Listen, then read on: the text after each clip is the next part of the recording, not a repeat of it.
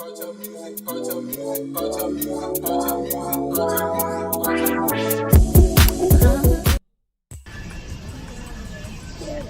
go.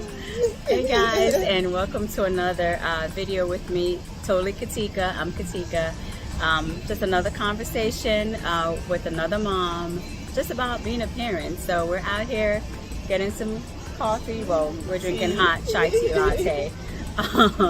But we just wanted to have another conversation with a mom about parenting and just get some additional insight. So I have with me my cousin, Terri, and we're just going to have a normal conversation. So if you can tell us just a little bit about yourself, just your age range if you don't want to give your exact age, and also how many kids you have. All right, so my name is Terri. I am proud of my age. I'm 46. I think I look good. Yeah.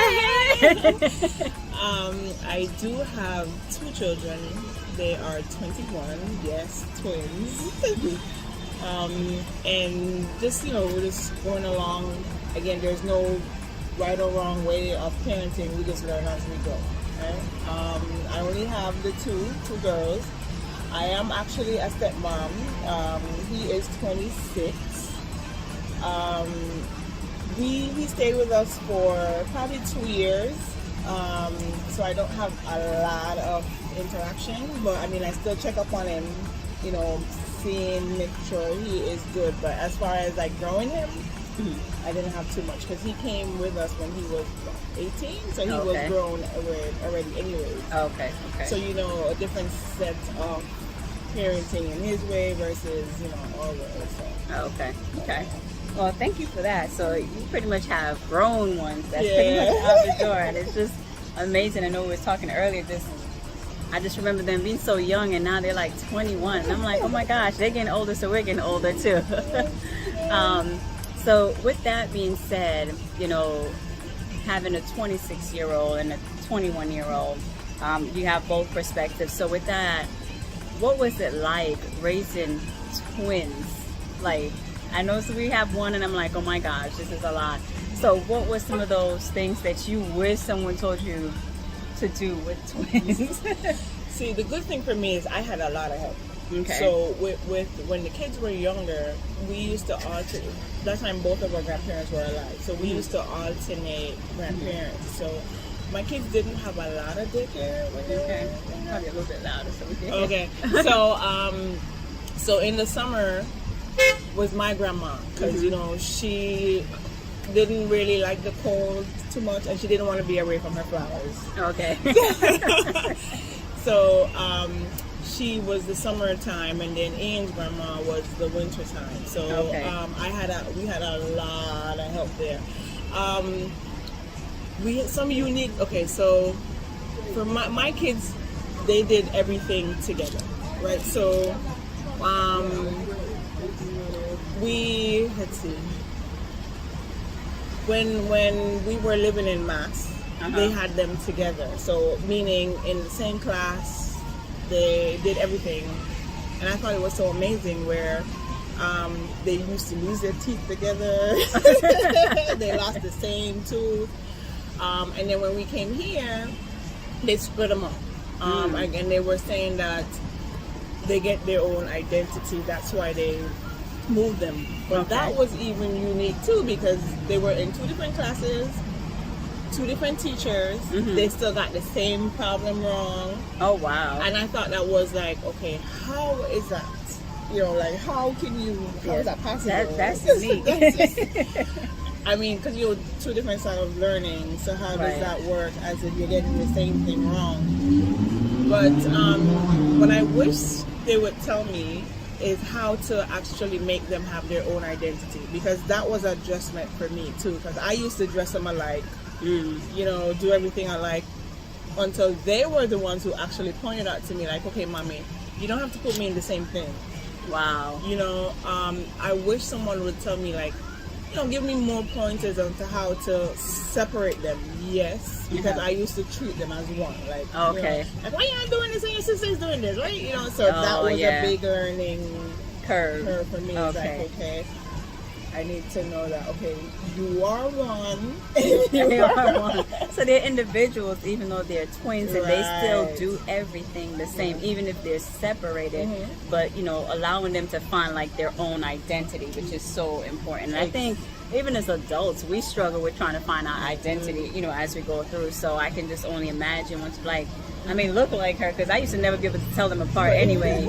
My daughter was able to, like, you can't tell. I'm like, no, I can't. But the fact that they were still very different, it's important for them to be able to distinguish themselves from each other, because they probably have something that they like different.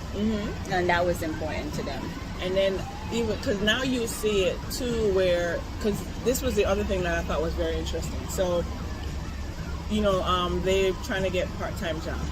Now, one worked at Wendy's, and one worked at McDonald's. And then when they went off to college, the McDonald's one, she didn't go back to McDonald's, but Wendy's, she went back to Wendy's, and they were always like, come, let your sister work here. But KK was adamant, I am not working with my sister is working. You know, it was like, and then, so that's what I like about them too, is like, even though, you know, we may treat them similar, they stick to their gun. Like, they're like, okay, no, I am not doing this because my sister is doing it. No. And also that allowed them to have different friends as well, because that was my other thing too, is like, okay, how are they going to differentiate friends? But they work their way out as to, you know, friends. And the other thing I like with them, this is awesome, they share cars. Wow. Right? And I have never heard them arguing over, you have the car more, or, you know, they work out their schedule. So there is times where I have to pick one up, which is fine. But for the most part, I don't have to intervene at all. They work their whole schedule out. So I think that's awesome. that is super awesome, because you have people in the same house that's still arguing as adults because they want to use this car. So I think that's very mature of them to be able to do that as well. So those were some of the challenges you would say, like, overall for you. Are there anything else as far as like discipline that you could think about that you're like, okay, maybe my husband wanted to do this, but I did this instead? Or, you know, even with your stepson you've mentioned that was with you, I mean, he was 18. I don't know how much discipline was needed at that time, but anything that, or you can think of. So, okay, so for him, this was our big battle. Now, we're big on schoolwork, right? So we always say, listen, if you're in our house, your number one priority, you have to get your schoolwork done, right? We don't really put pressure on you, like you have to go get a job and you have to, no. As long as your grades are good, we're good, at least within the, you know, your age group as that. So, for him, what the struggle with us was, he used to, you know, and then that's when we even found out that he had some learning issues, right? Because the mom didn't really pay attention as to, okay, I need this done, or, you know, where the learning thing is. So that was his biggest complaint with us. He said we were too strict on schoolwork. Okay. But yes. You know, so that again, that was all in the struggle in like, okay, we need you to do this schoolwork. So then we had to go into counseling and for him, and tutoring and all that stuff. So we had to do the extra in order to get him over the hump of graduating as high school. Okay. Now for discipline. So so me and my husband usually butt heads for this too, like with the kids. Who wants to be the lenient parent? So we don't really beat. I've never beat the kids. Okay. He's more of a talker. Okay. Like he was talking to Anna's like, okay, you're gonna talk forever? Like, when are you going to take things away? Right? Okay. So that's how our discipline go, is like, okay, if you don't do something, we're gonna take this away. Okay. So we implemented a honor grade system. So if you got an A, we rewarded A's and A pluses with a $5 and a $3. So it was I think with both of them, there's always a competition, right? So who wants to get the answer? Wait, I want to get $10. No, I don't want to get $3. So that was a competition between them and getting the grades there. I didn't, and then we also had a chores list. So you do your chores, you get something. Okay. We don't give God thanks. We didn't have a lot of back and button heads, because my kids, if you tell them don't do that, I guess my husband's voice is strong. You know, he's a rougher type. Like, so once he said something, then they don't. Okay. They don't usually go. You know, I guess the part where we have the battle too is the same thing with the car. He is a car freak. So if there's a dirt on the car, he'll get all pissed off. Oh. So his thing with them is mostly to keep the car clean and whatever. Okay. That's yeah. But I really don't have an issue with, if you tell them to clean up, they'll clean up. They have their own little who wash dishes. I don't have to worry about that. Okay. I keep asking about boyfriend list. They say they don't see anybody who's so, you know, and that's what I like. They do a lot of things together. They're always, for the most part, together. So I think that kind, you know, you have somebody else your age that you can bounce relate to. Yeah. So I think that's where I'm like, okay, I don't. And then what I tell them, come to me and tell me anything. You know, don't be afraid to tell me. And because when I was growing up, I think my parents kind of guarded, and you felt afraid to go to them to ask them for anything. Oh, yeah. So I think, you know, we have that open line of communication, and we also have two friends where if they don't want to tell their parents, they could tell, you know, the two other adults. Mm-hmm. If they feel, because, you know, they feel comfortable talking to them, sharing whatever issue they're going through, per se. But again, they don't feel, I've asked them, do you feel pressure to come and talk to mommy? And they say no. You know, like, I know something is wrong with the car, and they come and tell me, and then I was like, okay, I'll tell your father. Because, you know, sometimes they are afraid to talk to him. Mm-hmm. They feel a little bit more comfortable talking to me on certain things, because I'm sure certain things they speak to him more. Yeah. So, okay. I guess that's the balance. Like, you could come and talk to us for anything, and you know, they tell, okay, I feel comfortable talking to mommy about these things, I feel comfortable talking to daddy about those things. Okay, that makes sense. And when you say about discipline, I know that we're both from Jamaica. You know, you touch on two things that I can relate to. You know, discipline, you know, growing up in Jamaica, you get beaten if you didn't do certain things. Mm-hmm. So I guess one of my questions is, did you get any beating? Because I know you say you didn't beat, you know, the kids, or there was no need to. Mm-hmm. And do you think that's truly effective? Okay, so I didn't really get beaten. My grandma would talk, because I grew with my grandma. So, you know, they always say that grandma spoiled you. So I because let me tell you, my grandma used to walk me to the bus stop. I am 16 and my grandma is walking me to the bus stop. So I really don't think beating is effective, and here's why. For me, if I know that if I don't do some, let's say for example, I don't wash my clothes, and I know they're going to beat me, I'm going to take the beating and don't wash the clothes. You know what I mean? So I don't really think beating is effective. Mm-hmm. I think more, because now the technology age that you are in, I think you're more effective if you take away the phone. I can't, okay, or I take away my internet time or something. Right. But I really don't think hitting is the answer for these kids. Yeah, because I could always say, okay, well, mommy gonna beat me anyway, so guess what? I'm gonna go to the mall, for example. Right. That makes sense. That's a good point as well. So with just that discipline piece, you know, just really trying to find when to do it, when not to do it, you know. So I don't necessarily think I agree. I don't necessarily think it's effective. It may work for some kids though. So for some it may work. But for the most part, I remember like thinking about not being able to have conversation with parents. I know you mentioned that a little bit. Mm-hmm. So how did that inspire you to have more of a conversation, the opposite, with your kids? Because as I said, you know, like with my mom, everything was a bullyism thing, right? Or do what I say goes. You don't have any talk. It's my house, it's my rules, it's my yeah. Okay. So I'm thinking, okay, no, I am not going to do it that way, because for me, I rebelled, right? And then again, when they couldn't, like they said, oh, you can't go to the party. I used to sneak out, and I'm thinking like, this was dangerous. This is not a good thing. So guess what?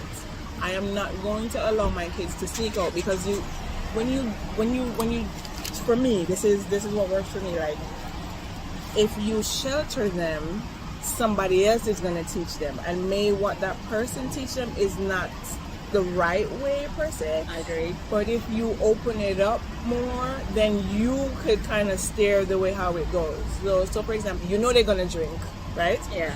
So I'm not saying that we're going to give them a bottle of liquor. No, that's not. But Yeah. you could say, okay, you do it your way. And the first thing they did, I remember when we were saying, okay, you can drink around us. They drink brown, they drink white, then they drink some, and she could not wake up the next morning. I was like, okay, that's how you do it the wrong way. Yeah. If you're gonna drink, two things: make sure both of you are not drinking, right? Or this is the way how to do it. You say, okay, I'm gonna do brown, and I just stick to brown, because you don't mix, and you are supposed to gauge your limit. Okay, I can handle one. If I drink two, this is what it does to me. If I drink one, I'm still able to function. So you have to pace yourself.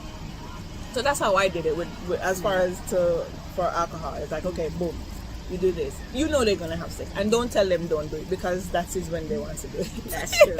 Yeah. Teach them about protection, right? Mm-hmm. That's how like, okay, I'm not gonna. We all want to say, yeah, don't do it, wait till marriage, just do it. But that's not reality.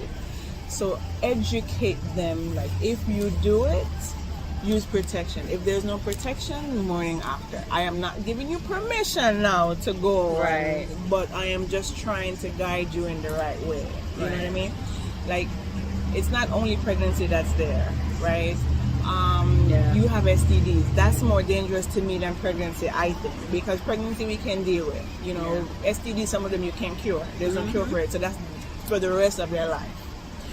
So that's what I'm thinking. I'm thinking, do it, but here's how you do it. Right. And again, I'm not telling you to go do it at 14. That's not the point. Yeah. Yeah. And I mean, those are some really good points. And I mean, I think we definitely want to continue the conversation, because you have some really, really, really good points in that piece as well. So when I think about some of the key things that you said, I'm not sending you out there to go drink. So that's not what she's saying. She's not telling you to tell your kids to go have sex or to go drink. But what Terri is saying is that they took it upon themselves to guide their children and to teach them. So when they get out there, they're not like, say for example, you never taught them, have them taste a wine or whatever. So now they're out there and their friend like, here, drink this, drink that. And they're like, oh, okay, fine. And then they're drunk, or somebody put something in their drink and they don't know about it. The thing is that if you're there as a parent, you can kind of guide them and steer them, so that way they have an understanding. It's about educating them before they do it. Even with the sex thing, it's like, I'm not telling you to, but here are all the things. And I think all too often, I know even growing up as well, Jamaican parents, not all of them, was like, you get pregnant, I'm gonna kick you out the house, or I'm gonna kill you. That's it. That's not really, it's a threat. Or you said, well, bullyism, that's more of a threat, right? So, but there's no guidance.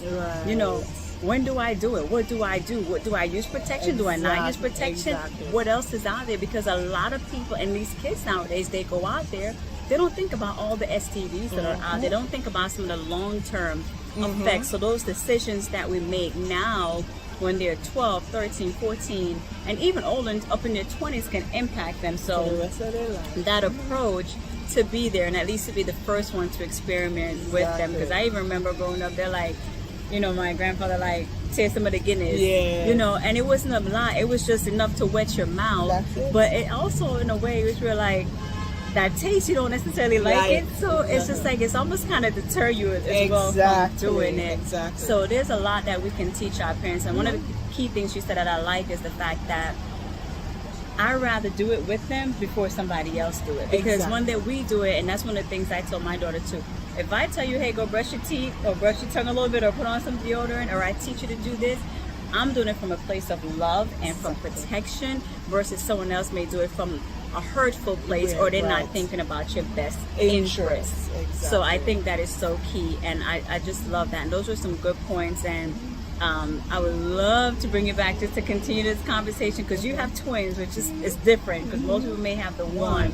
So you were able to speak to a couple things that's different, and them having each other, so their dynamics were a little bit different, where I have a 14-year-old that's by herself with a 1-year-old, so she's just in her own world of, you know, not having that sibling as well. So thank you again for just joining, and we'll continue while we're out here in the streets with all the cars and stuff passing by. But like the video, comment, subscribe. If you have any questions, we just want to hear them, or any comments, we want to hear them. Thank you for joining us for another video with Totally Katika, and I'm Katika.